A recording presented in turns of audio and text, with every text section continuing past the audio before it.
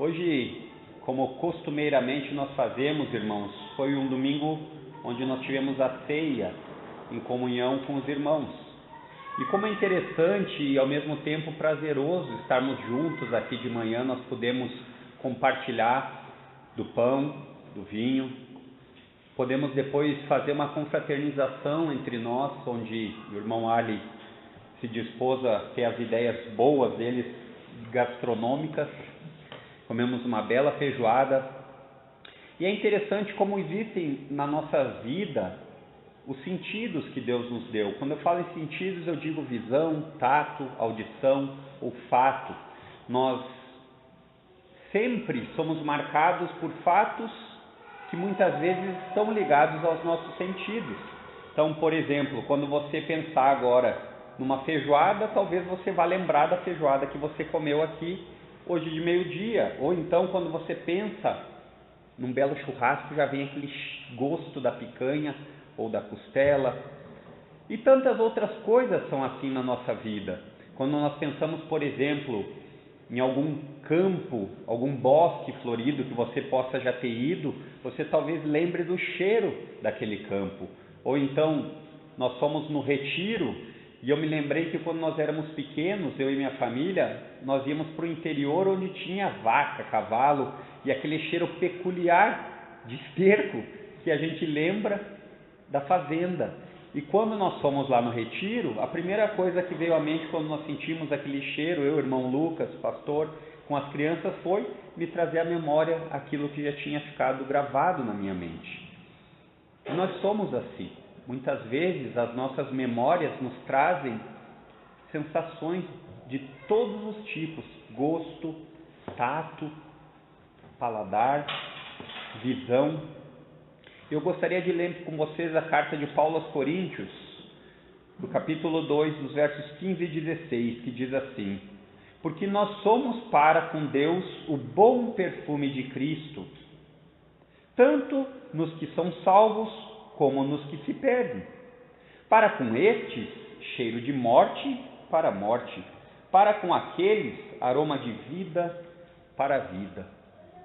Paulo aqui, irmãos, que é o escritor dessa carta à igreja de Corinto, essa segunda carta, na qual essa igreja era uma igreja que passava por muitos problemas dos mais diversos tipos. Talvez seja na Bíblia a igreja mais problemática. Nós vemos problemas de todos os tipos, problemas de divisão, problemas de sabedoria humana, onde as pessoas, ao invés de se guiarem pela palavra de Deus, elas estavam sendo influenciadas por falsos mestres. E é interessante como Paulo faz essa descrição da vitória de Cristo no ministério apostólico, da vitória de Cristo através desses versículos que nós lemos. Vamos orar? Baixe sua cabeça. Querido Deus,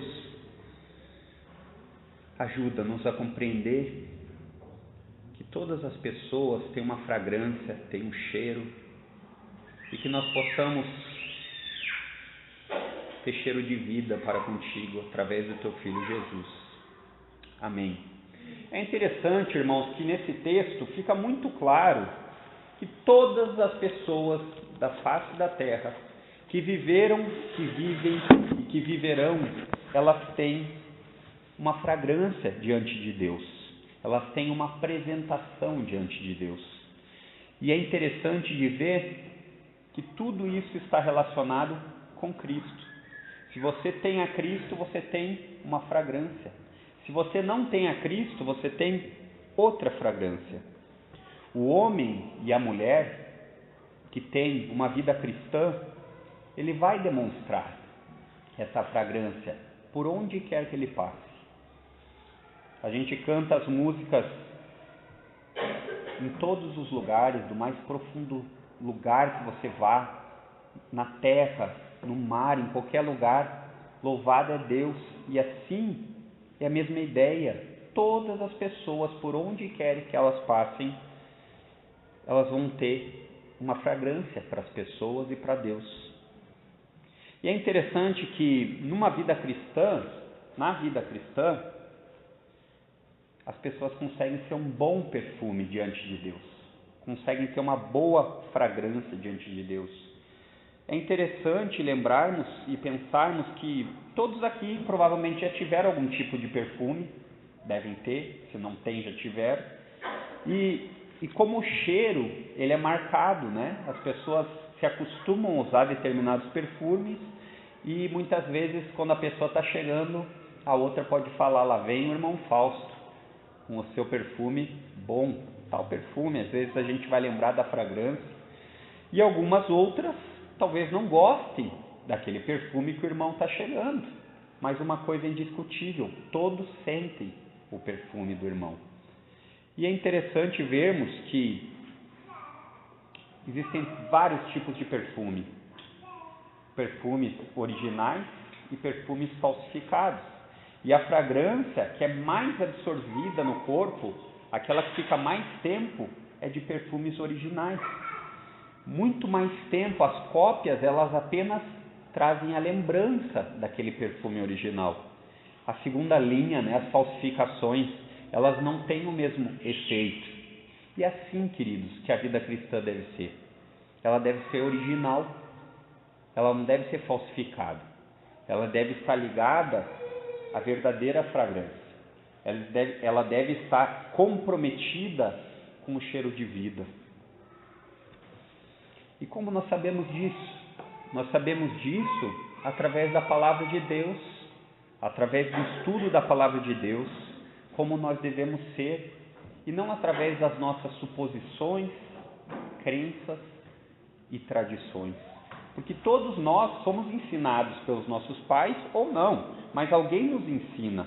Então muitas vezes quando você vai ter um pensamento a respeito de casamento, várias coisas podem moldar a sua vida. Pode ser a tradição do seu pai, do que ele te ensinou, pode ser o que você tem visto na TV, ou pode ser o que a palavra de Deus direciona. Na vida comum das pessoas, da sociedade, é a mesma coisa. As pessoas podem ser guiadas pelos seus prazeres, elas podem ser guiadas por aquilo que elas acham correto, ou elas podem ser guiadas pelo que a palavra de Deus indica como norma. E essa essência da vida, da nossa vida, a essência dessa fragrância, desse perfume original, ele deve ser tirado na obra de Jesus. Ele deve ser retirado daquela cruz de onde ele veio viver como um homem comum. A ideia de que Jesus se fez homem e andou entre nós. O Criador dos céus e da terra, o Criador da vida, se submeteu, se humilhou e andou entre nós. E ele pagou um preço, e esse preço deveria ser o perfume que você lembra.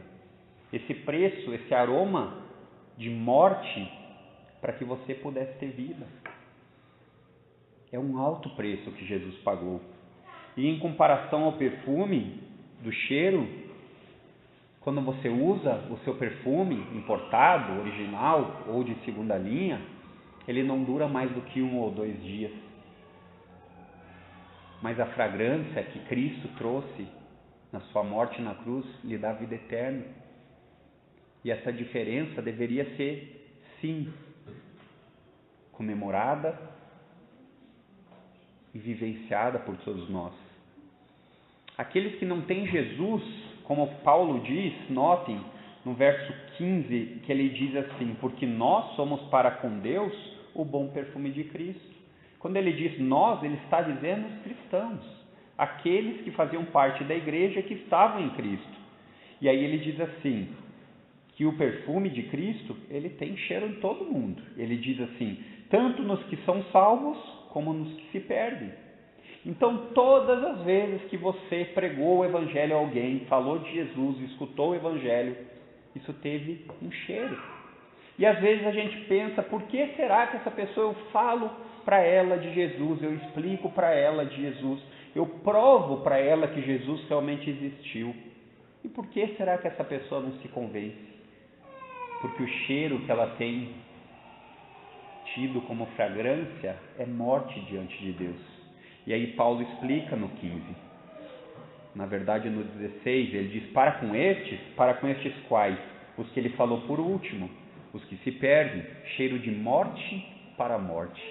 Então quando você fala de Jesus e a pessoa não recebe, é porque ela está morta e continua exalando o perfume de morte. É como você quisesse colocar uma fragrância da mais preciosa e a pessoa estivesse com o nariz trancado. E aí ele continua dizendo para com aqueles, qual aqueles? Os outros, aqueles que são o bom perfume de Cristo, cheiro de vida, aroma de vida para a vida. Quando a pessoa que ama Cristo escuta sobre o Evangelho, cada vez mais ela quer sentir o aroma agradável, cada vez mais ela quer fazer parte desse aroma com Deus. E aqueles que não têm a Jesus, o perfume que eles exalam, o verso 15 nos diz, cheiro de morte para a morte.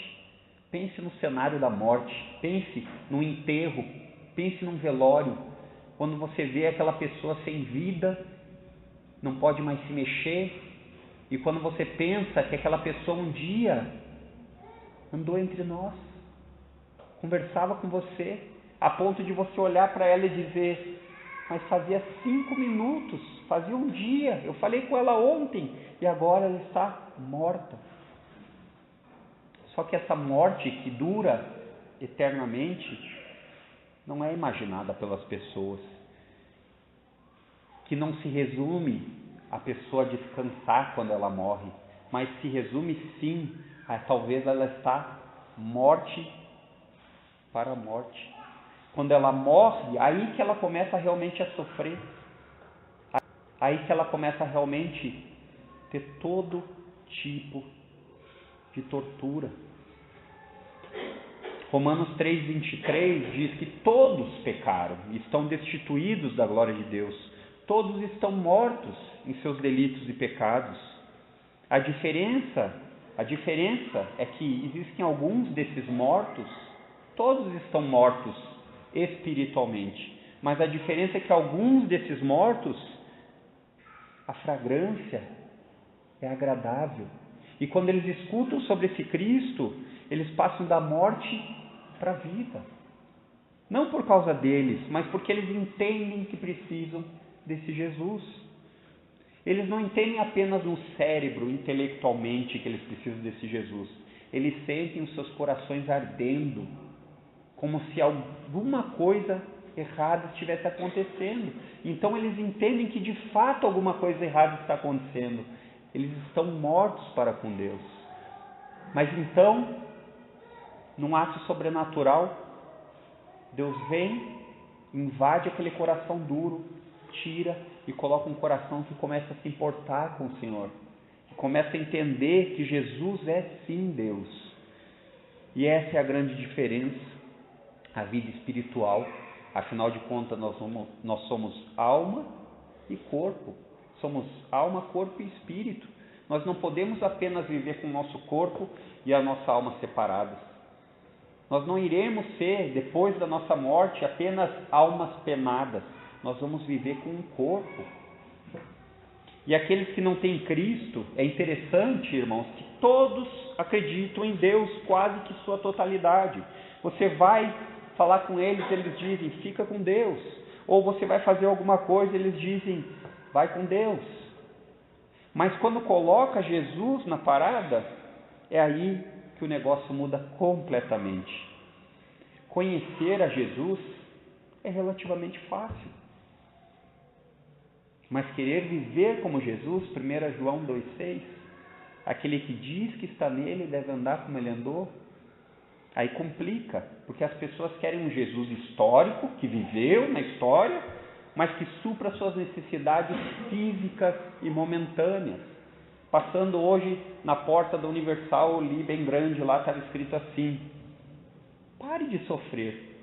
Eu fiquei pensando assim, mas ser cristão é parar de sofrer?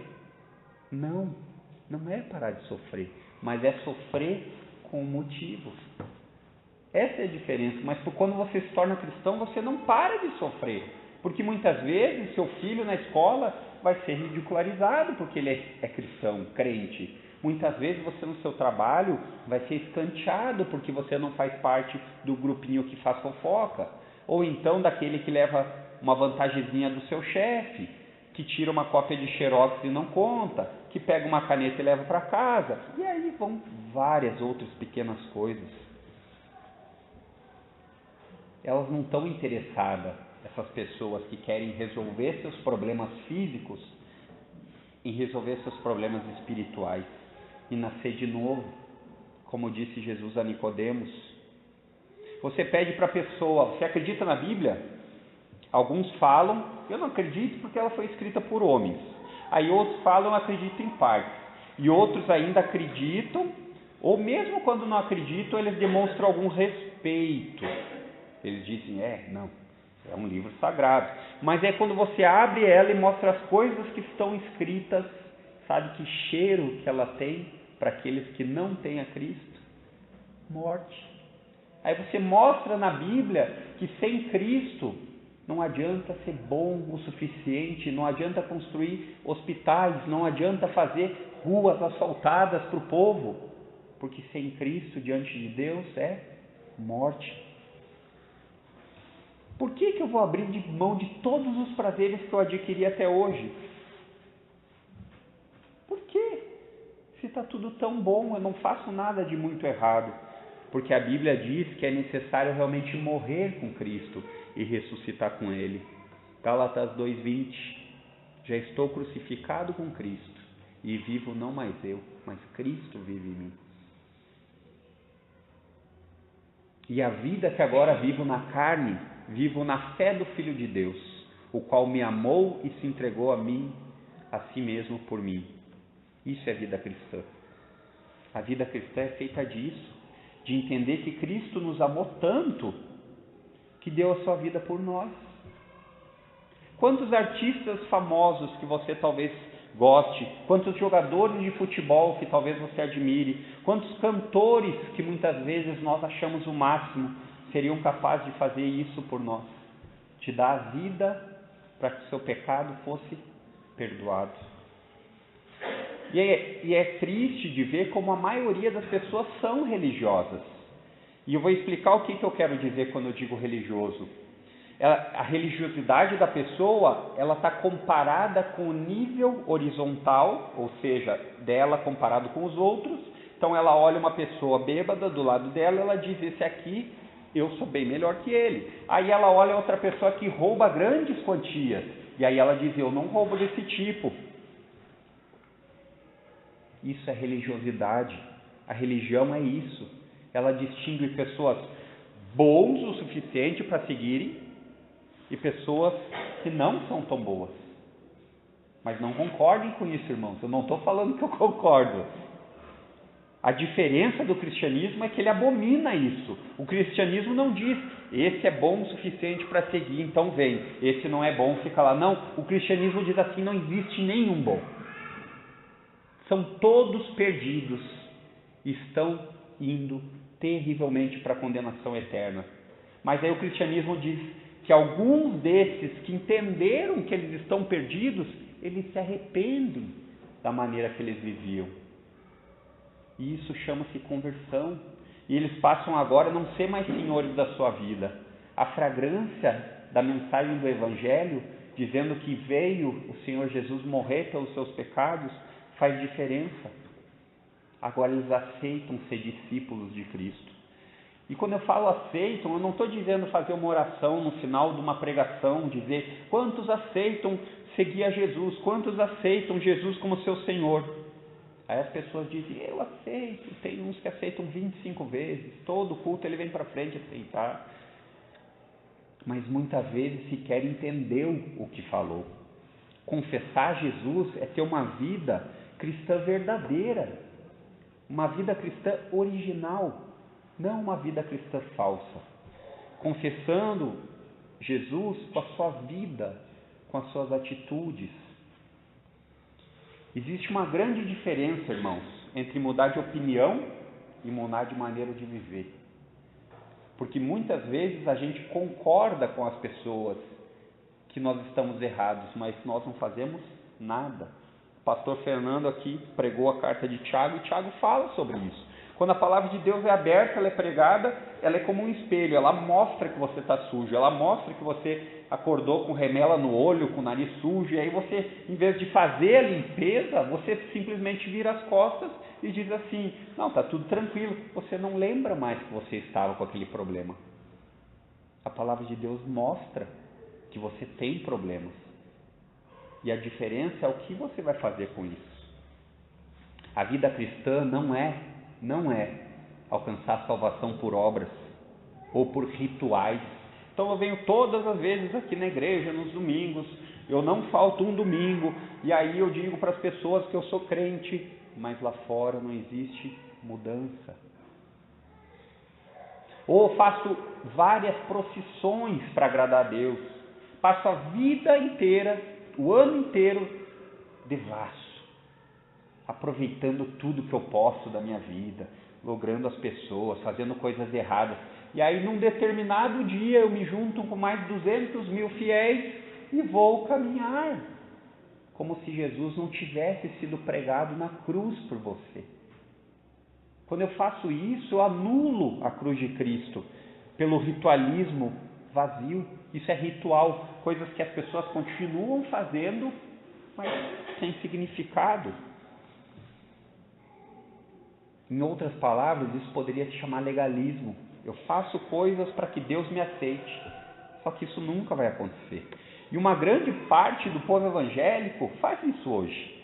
Conhecem a Jesus, mas não tem Ele no seu coração. Fazem tudo por obrigação. Então, como se pudessem alcançar algum tipo de esforço. Eu vou na igreja, porque se eu não for na igreja, eu não vou alcançar aquela bênção. Então eu vou fazer um jejum santo aqui, porque senão, se eu não fizer um jejum, Deus não vai me dar o que eu quero. Não existe troca com Deus. Você não tem nada que Deus precise de você, assim como eu também não tenho. É interessante de pensar que as pessoas têm a capacidade de achar que podem alcançar algum tipo de admiração de Deus por si. Dizer assim: nossa, eu sou tão bom, eu sou tão perfeito, que Deus, Ele tem que me salvar, porque eu fiz tudo que era certo. Então Jesus, se você pensa assim, Jesus veio para nada. Porque Jesus disse que veio morrer por pecadores. E se você não acha que é um pecador, não foi por você que Jesus veio morrer. Paulo, na sua carta aos Efésios 2,9, ele diz assim: não de obras, para que ninguém se glorie. Deus sabe o coração humano. Já pensou, se fosse por méritos, aí as pessoas sempre se comparando? Não, é por graça. Não adianta querer comprar Deus com boas obras, atitudes bonitas.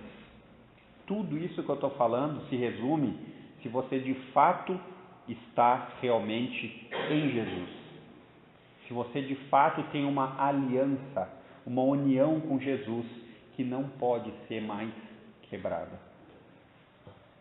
Por mais imperfeito que você seja, como eu sou, se esse é o seu desejo, então as boas obras, elas simplesmente vão ser um reflexo de um filho querendo agradar seu pai por amor.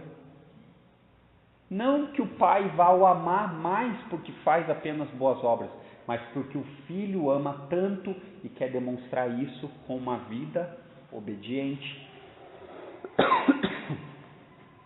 Hoje, as pessoas não se assustam de deixar ver seus filhos pequenos vendo novela com cenas sensuais, vendo novelas com homens beijando homens, mulheres beijando mulheres, filmes com todo esse tipo, ou então transformar cantores ou bloggers, ou seja o que for, em ídolos, ou então com músicas que são quase pornográficas, músicas que não fazem nada de bem nem para a mente e muito menos para a alma.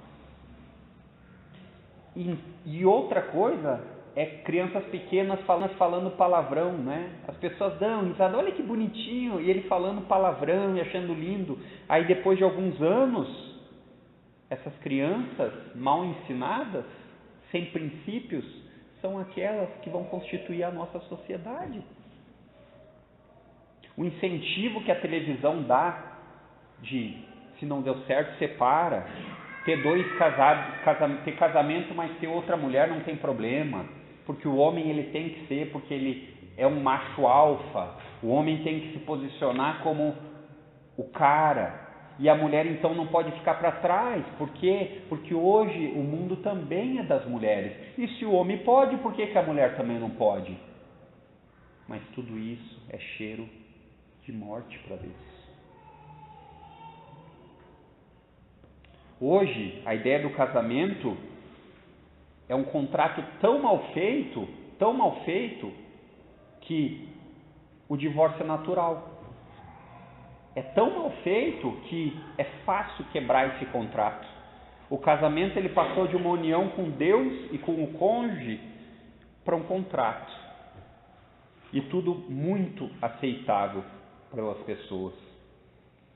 Mas se você quiser transmitir aos seus filhos princípios bíblicos, ensinar os seus filhos de que mentir é pecado, mais ainda, de que aumentar as coisas também é pecado, ou então dizer para eles que não importa quão pequena seja a mentira, dizer para eles que essas novelas e esses canais que promovem entretenimento sujo são perda de tempo, porque nunca vão edificar o caráter deles e nem os seus. Antes, através desses entretenimentos que não faz mais nada do que nos deixar como tontos na frente da TV, apenas recebendo, nós não usamos mais a nossa mente, apenas nos distraindo, absorvendo todo tipo de lixo como se fosse a comida mais agradável. Simplesmente uma falsa sensação de lazer, como aqueles jogos de videogame também, que são jogos onde você escolhe ser uma pessoa que você jamais seria na sua vida real. Então você resolve ser um bandido lá e você sai fazendo todo tipo de coisa. Isso é o que nós temos aprendido, cheiro de morte. Isso sem falar que o casamento foi feito para não ser separado. E quando você diz para uma pessoa, eu sou daquele costume em que só se casa uma vez e depois disso é morte. No mínimo você vai ser chamado de antiquado, quando não fanático, exagerado. Só que entre escolher entre o cheiro de morte, fique com o cheiro de vida. 1 João 2,15 diz: não ameis o mundo e nem as coisas que há no mundo. Isso não quer dizer que você não possa adquirir as coisas que existem no mundo, ou almejar ter conforto. Não tem problema. Mas o problema é você amar essas coisas colocando no lugar de Deus. Isso é fácil de acontecer. E aí, ainda, irmãos, sem falar já pensou você falar de uma pessoa, olha, quero te contar uma história. Existe um homem que morreu pelos seus pecados, para que eles fossem perdoados. Pecados? Perdoados? Obrigado, Jorge. Que pecados? Deve ser do vizinho aí, porque eu não tenho pecados, eu sou muito bom. Eu tenho o céu garantido. É? Você já mentiu? Você já roubou? Já blasfemou contra Deus? Já teve inveja ou ciúmes de algo que alguém tem mais que você? Eu já. Culpado. Plaquinha no tribunal. Culpado. E o único capaz de libertar você dessa culpa é Jesus. Somente em Jesus existe o perdão dos pecados. E passamos por tempos turbulentos no nosso país. Passamos por tempos em que nós estamos pensando que Deus nos abandonou. Mas e se Deus, justamente agora, estiver trazendo justiça para esse povo? Justiça que nós tanto queremos ver acontecer. Talvez seja uma prova, sim, do cuidado de Deus e não do abandono. E a única razão que nós estamos vivendo sem avivamento, a palavra avivamento para a Bíblia é um povo que vive com conhecimento e com o temor de Deus. É porque nós não queremos viver com Deus. Deus foi excluído há muito tempo das nossas casas. Deus foi excluído há muito tempo das escolas. As nossas decisões, elas não são baseadas na palavra de Deus, mas elas são baseadas no que nós achamos melhor. Enquanto a Bíblia não confrontar você, você acredita nela. Mas na primeira vez que a Bíblia for aberta e disser que você está errado, você provavelmente vai ter desgosto com ela. Sabe por quê? Porque é cheiro de morte. Se um simples toque no botão do seu televisor, do controle remoto, dá livre acesso a todo tipo de prazer sem esforço, para quê que eu vou me esforçar para ler um livro antiquado de 2000 anos? Porque isso é o aroma de vida para com Deus.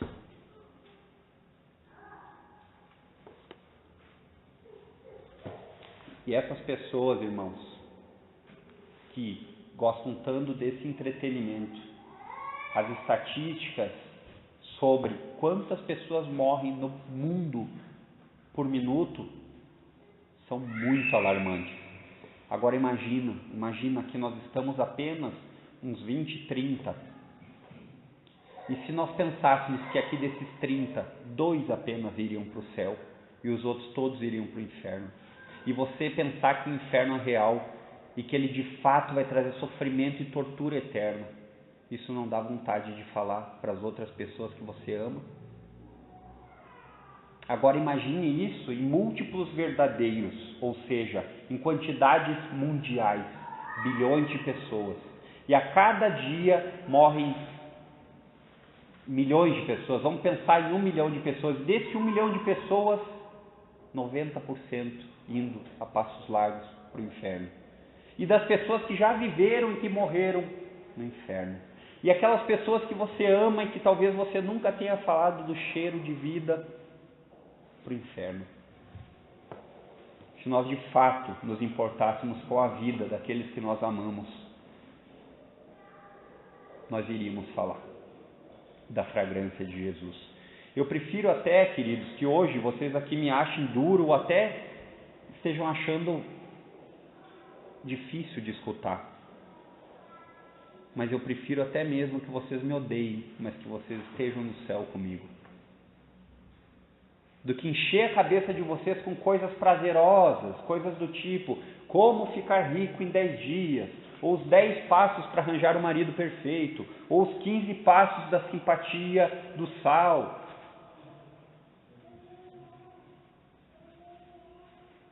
Mas eu não gosto disso, porque hoje no mundo existem apenas 2 tipos de pessoas, segundo o texto que nós lemos: mortos em pecado e mortos para o pecado.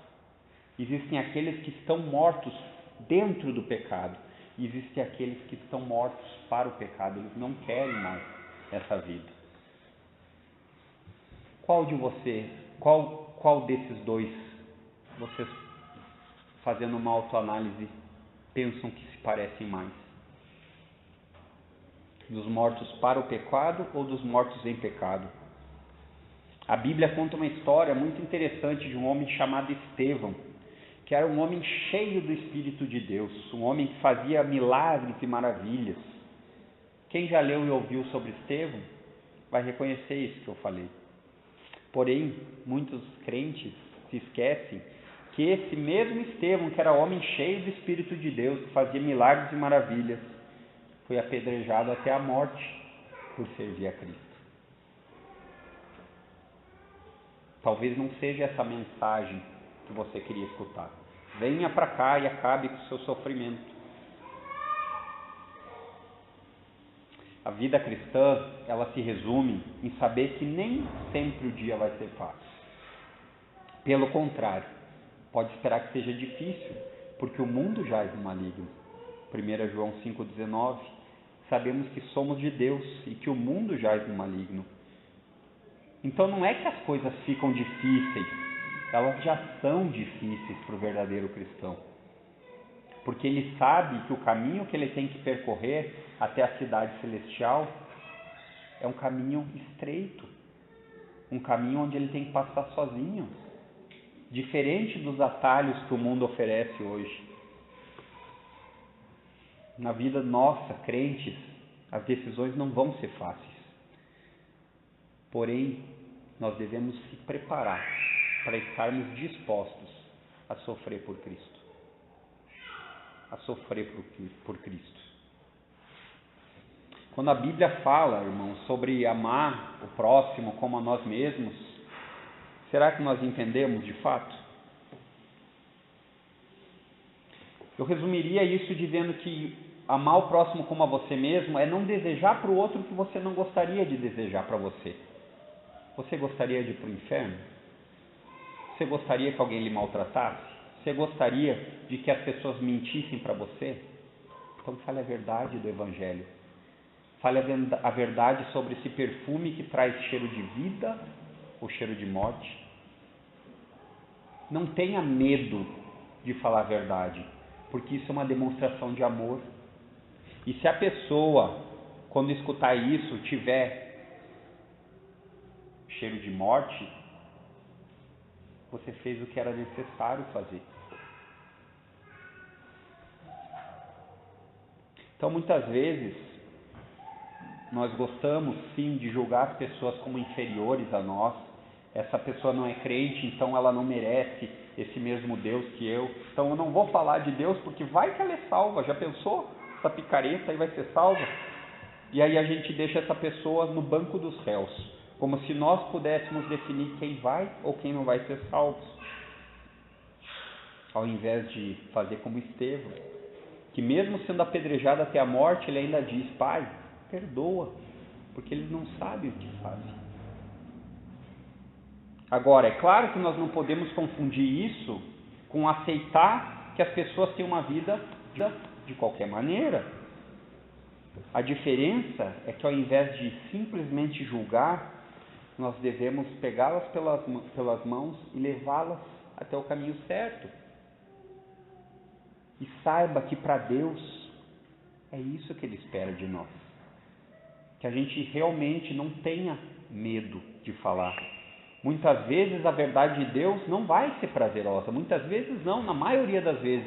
Você imagina se alguém que não gosta nem de escutar, que está com o cabelo feio, vai gostar de escutar que ele está perdidamente morto. Que ele está indo para o inferno com todos os seus bens, com toda a sua beleza, com toda a sua inteligência. É lógico que não. É lógico que não. Só que sabe como, meus irmãos, que muitas vezes a gente vai fazer a diferença? É quando você estiver com pessoas e que você precisar escolher a família de Deus, você assim o faça. Que é não trocar o entretenimento da quarta-feira à noite pelo culto de quarta. Que é não ficar em casa, que é gostoso ficar. Eu sei, eu amo ficar em casa também. Mas é saber que essas pequenas coisas fazem diferença para aqueles que circundam, para aqueles que estão ao nosso redor. Vamos quarta-feira jogar uma bolinha? Quarta-feira eu tenho culto a Deus. Ah, mas deixa o culto. Não, porque o culto é mais importante para mim. Não é apenas uma questão de obrigação, é uma questão de prazer. Eu tenho mais prazer em estar aqui na quarta do que ficar que nem um robô na frente da TV. Ou então, no domingo de manhã, que de fato a gente gosta de dar aquela espichadinha no sono. Mas, gente, nós estamos falando sobre as pessoas verem o que mais importa para nós. Se Jesus não importa tanto quanto um sono, eu não sei o que você vai fazer no céu.